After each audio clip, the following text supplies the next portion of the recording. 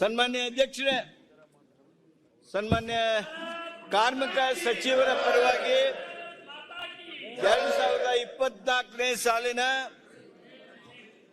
Karnataka cine ಮತ್ತು ಸಾಂಸ್ಕೃತಿಕ ಕಾರ್ಯಕರ್ತರ ಕ್ಷೇಮಾಭಿವೃದ್ಧಿ ವಿಧೇಯಕವನ್ನು ಮಂಡಿಸಲು ಅನುಮತಿ ಕೋರುತ್ತೇನೆ. ಪ್ರಸ್ತಾವನೆಯನ್ನು ಮಂಡಿಸಲಾಯಿತು. ಈಗ ಪ್ರಸ್ತಾವನೆ ಸಭೆ ಮತಕ್ಕೆ ಹಾಕುತ್ತೇನೆ. ಪ್ರಸ್ತಾವನೆ ಹೀಗಿದೆ: 2020ನೇ ಸಾಲಿನ ಕರ್ನಾಟಕ ಸಿನಿ ಮತ್ತು ಸಾಂಸ್ಕೃತಿಕ ಕಾರ್ಯಕರ್ತರ ಕ್ಷೇಮ ಅಭಿವೃದ್ಧಿ ವಿಧೇಯಕವನ್ನು ಮಂಡಿಸಲು ಸಭೆಯು ಅನುಮತಿ ನೀಡಬೇಕು. ಪ್ರಸ್ತಾವದ ಪರವಾಗಿರುವವರು ಹೌದು ಎಂದು ಸೂಚಿಸಬೇಕು.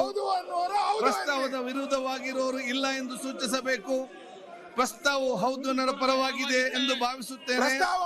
ಪ್ರಸ್ತಾವವು ಹೌದು ಪರವಾಗಿದೆ. ಪ್ರಸ್ತಾವವು ಅಂಗೀಕೃತವಾಗಿದೆ. ಈಗ ಸಚಿವರು ವಿಧೇಯಕವನ್ನು ಮಂಡಿಸಬೇಕು. ಸನ್ಮಾನ್ಯ ಅಧ್ಯಕ್ಷರೇ, ವಿಧೇಯಕವನ್ನು ಮಂಡಿಸುತ್ತಿದ್ದೇನೆ. ವಿಧೇಯಕವನ್ನು ಮಂಡಿಸಲಾಗಿದೆ. ಈಗ ಇವತ್ತು 60 ಅಡಿಯಲ್ಲಿ ಪೊನ್ನಣ್ಣ ಅವರು ಮತ್ತೆ ಕೇಳಿದ್ದಾರೆ. 60 ನಾನು ಇವತ್ತು ರಿಜೆಕ್ಟ್ ಮಾಡಿದ್ದೇನೆ. ನೇರವಾಗಿ ಚರ್ಚೆಗೆ ಬನ್ನಿ. ಅಗತ್ಯವಾಗಿರುವಂತಹ ಮಳೆಗಾಲ ಮತ್ತು ಅತಿವೃಷ್ಟಿಯಲ್ಲಿ ಬಹಳ ಜನ ತೀರಿ ಹೋಗಿದ್ದಾರೆ, ಡ್ಯಾಮೇಜ್ ಆಗಿದೆ.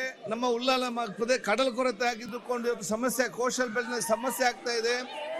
ರಸ್ತೆ ಇವತ್ತು ಬ್ಲಾಕ್ ಆಗ್ತಾ ಇದೆ. ಆದ ಕಾರಣ ಬಹುಶಃ ಇವತ್ತು ಒಬ್ಬೊಬ್ಬರು ಎಲ್ಲರೂ ಮಾತಾಡಬೇಡಿ, ಯಾರು ಒಬ್ಬೊಬ್ಬರೇ ಮಾತಾಡಿ.